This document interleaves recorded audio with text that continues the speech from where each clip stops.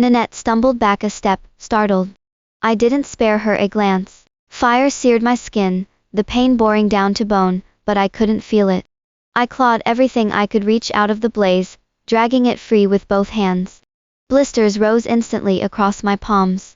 I gritted my teeth and smothered the flames with my body, shaking so hard I could barely stay upright. When I finally looked up, my eyes were raw and burning. What is wrong with you, Nanette? Why would you burn my things? Nanette stared down at me from where she stood, untouched. They were an eyesore. So I burned them.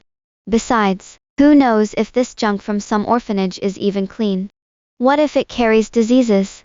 One breezy sentence, and she'd insulted both me and the woman who raised me in a single breath. The last thread holding me together snapped. I swung my arm and slapped her across the face with everything I had. The force knocked Nanette sideways. She opened her mouth to curse at me, but a voice cut through first. Crystal, what the hell are you doing?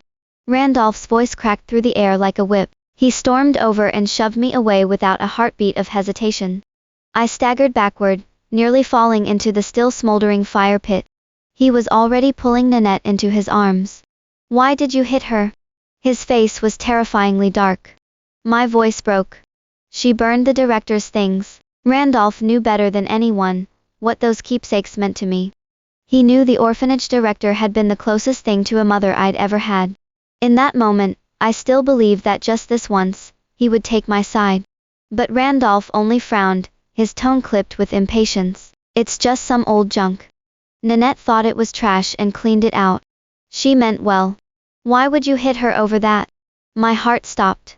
Right on cue, Nanette's eyes reddened, her voice going soft and wounded. I'm sorry, Crystal. I really didn't know those things meant so much to you. I was just worried they weren't sanitary. I didn't want Randolph getting sick. You don't need to apologize. Randolph cut her off, his voice hard as iron. If anyone owes an apology, it's her. He turned to me. His gaze went cold. Crystal. Apologize to Nanette. No, there is no grief greater than a dead heart. I stared at the man in front of me, hollow with disappointment. He looked like a stranger. I won't apologize. Each word fell from my lips, frozen solid. I did nothing wrong. She did it on purpose.